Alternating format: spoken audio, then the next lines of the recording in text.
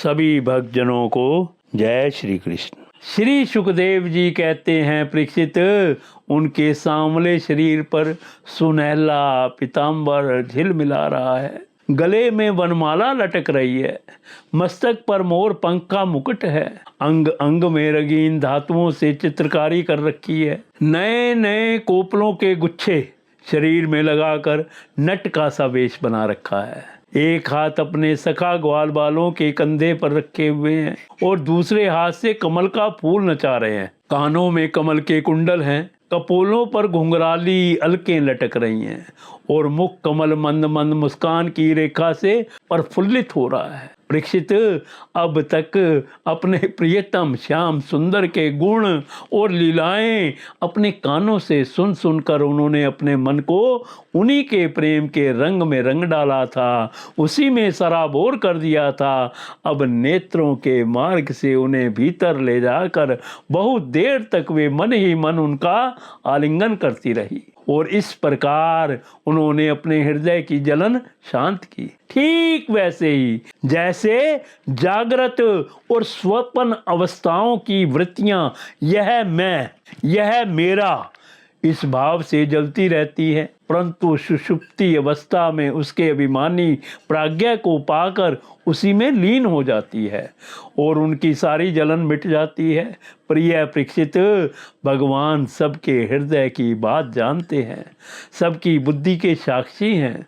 उन्होंने जब देखा कि ये ब्राह्मण पत्नियां अपने भाई बंधु और पति पुत्रों के रोकने पर भी सब सगे संबंधियों और विषयों की आशा छोड़कर केवल मेरे दर्शन की लालसा से ही मेरे पास आई हैं, तब उन्होंने उनसे कहा। उस समय उनके मुखार बिंद पर हास्य की तरंगें अटखेलियां कर रही थी। भगवान ने कहा, महाभाग्यवती देवियों, तुम्हारा स्वागत है, आओ बैठो, कहो हम तुम्हारा क्या स्वागत करें। तुम लोग हमारे दर्शन की इच्छा से यहाँ आई हो, यह तुम्हारे जैसे प्रेम पूर्ण हृदय वालों के योग्य ही है।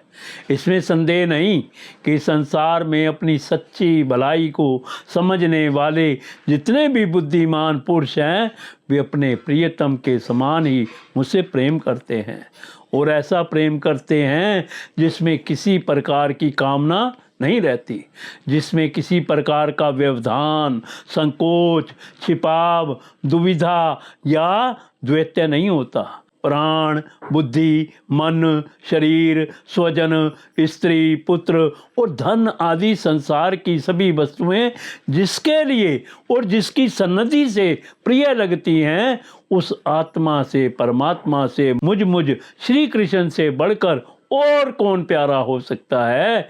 इसलिए तुम्हारा आना उचित ही है। मैं तुम्हारे प्रेम का अभिनंदन करता हूँ, परंतु अब तुम लोग मेरा दर्शन कर चुकी, अब अपनी यज्ञशाला में लौट जाओ। तुम्हारे पति ब्राह्मण ग्रस्त हैं, वे तुम्हारे साथ मिलकर ही अपना यज्ञ पूर्ण कर सकेंगे। ब्राह्मण पत्नियों ने कहा, अंतर्यामी श्याम सुंदर, आपकी यह बात निष्ठुरता से पूर्ण है, आपको ऐसी बात नहीं कहनी चाहिए। श्रुतियाँ कहती हैं कि जो एक बार भगवान को प्राप्त हो जाता है, उसे फिर संसार में नहीं लौटना पड़ता। आप अपनी यह वेद वाणी सत्य कीजिए।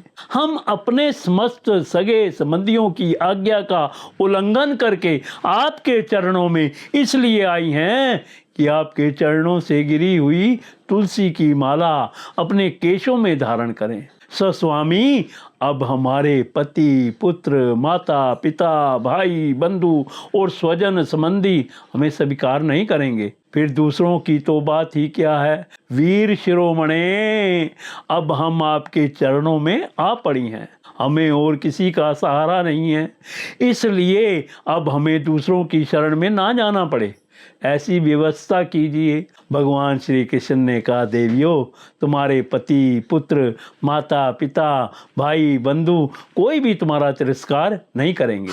उनकी तो बात ही क्या, सारा संसार तुम्हारा सम्मान करेगा।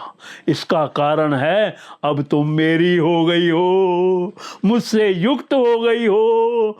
देखो ना, ये देवता मेरी बात का अनुमोदन कर रहे हैं।